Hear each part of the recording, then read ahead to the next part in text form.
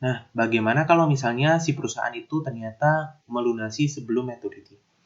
Nah, maka Roach itu harus menentukan nilai wajar dari komponen liabilitas utang pada 31 Desember 2020 dan mengurangkan nilai wajar dari convertible bond untuk mencari nilai ekuitas. Selanjutnya, itu kan perbedaan antara nilai wajar liabilitas dengan nilai tercatat atau carrying amount diakui sebagai gain atau loss. Kemudian perbedaan antara nilai wajar convertible debt dengan nilai wajar liabilitas jenis itu diakui sebagai pengurang komponen ekuitas, dalam hal ini share premium conversion equity. Untuk lebih jelasnya, kita asumsikan bahwa pelunasan dilakukan pada tanggal 31 Desember 2020, di mana fair value dari convertible debt yang mengandung liability dan equity komponen adalah 1.965.000 euro. Sementara fair value dari liability komponen atau fair value dari bonds payable biasa tanpa mengandung fitur convertible adalah 1.904.900 euro. Nah, nilai ini didapat dari mana?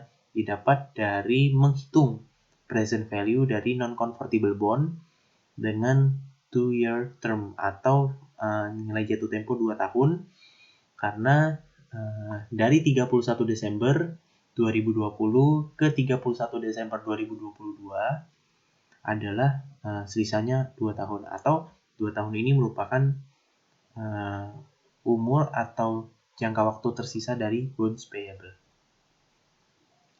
Nah, kemudian kita lakukan penghitungan. Pertama, kita menentukan gain atau loss dari liability komponen.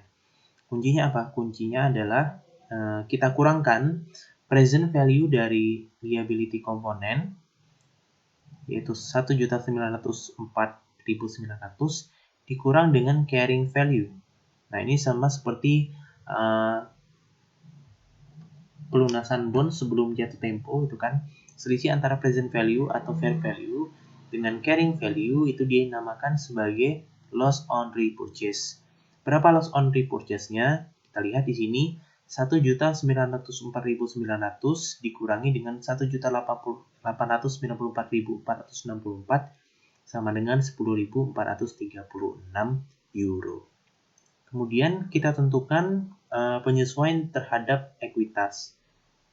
Bagaimana caranya? Ini fair value dari convertible debt, atau ini bisa saya katakan sebagai kas yang dibayarkan.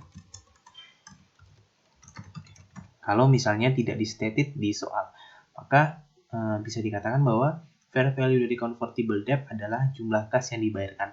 Berapa kas yang dibayarkan? Ternyata 1.965.000 euro. Kemudian kita kurangi dengan fair value dari liability komponen pada 31 Desember 2020, atau bisa disebut juga sebagai present value dari liability komponen. Sama ya teman-teman, kalau kita lihat di sini. Nih, kenapa sama? Karena memang sama. Ya, 1.904.900. Nah, selisihnya dimasukkan ke dalam fair value dari equity komponen sebagai pengurang dari share premium conversion equity. Lalu yang menjadi pertanyaan, bagaimana jurnalnya? Ya, jurnalnya seperti perhitungan ini ya. Jadi, pertama, tadi kita amortisasi dulu, interest expense pada bonds payable dan interest payable. Ya, nilainya sama ya, 166.332 sama. 46.332 sama, 120.000 sama. Oke. Setelah kita lakukan amortisasi, kita hitung. Nah, bonds payable 1.894.464 itu sesuai dengan carrying value setelah amortisasi. Sekali lagi ya, setelah amortisasi. Kemudian, share premium conversion equity sesuai perhitungan yang merupakan selisih dari fair value convertible debt dengan fair value dari liability komponen. Kemudian loss on repurchase itu adalah selisih dari present value atau fair value dari liability komponen dengan carrying value dari liability komponen. Kemudian cash kita kredit sesuai dengan fair value dari convertible debt. Maka kalau digambarkan kira-kira seperti ini. Ke sini, kemudian ini ke sini. 60.100 ke sini. Ini sesuai dengan carrying amount.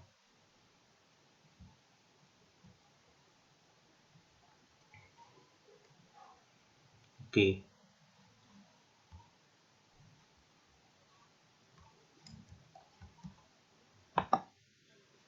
Kemudian bagaimana kalau misalnya si convertible debt itu dikonversi tapi dengan adanya dorongan atau biasa disebut sebagai induced conversion. Nah, induced conversion itu biasanya melibatkan sweetener atau pemanis atau sogokan kepada si pemegang bonds payable. Nah, sweetener itu kita bebankan pada saat terjadinya konversi. Kita lihat contohnya, misalnya Hellowit itu punya 1 juta dolar par value dari convertible bonds yang dapat dikonversikan menjadi 100.000 saham biasa dengan nilai pari 1 dolar per lembar. Kemudian ketika diterbitkan, Hellowit itu mencatat share premium conversion equity sebanyak 15.000 dolar. Kemudian Hellowit menginginkan untuk mengurangkan beban atau biaya tahunan untuk bunganya. Maka untuk itu Hellowit itu setuju untuk membayar si pemegang convertible bonds senilai 80.000 dolar kalau mereka mau mengkonversi. Misalnya konversi benar-benar terjadi, maka Hellowit itu membuat jurnal sebagai berikut. Conversion expense di debit 80.000 sesuai dengan soal tadi. Inilah yang disebut sebagai sweetener-nya ya. Kemudian share premium conversion equity kita tutup semuanya 15.000. Kemudian bonds payable juga kita tutup semuanya sesuai dengan carrying amount terakhir 1 juta dolar. Kemudian di kredit share capital ordinary 100.000 sesuai dengan nilai par. Ya, kalau kita cek di sini kan 100.000 ordinary shares kita kalikan dengan 1 dolar par value, maka dapatnya 100.000 dolar. Kemudian share premium ordinary kita kredit sesuai dengan selisih antara debit dan kredit.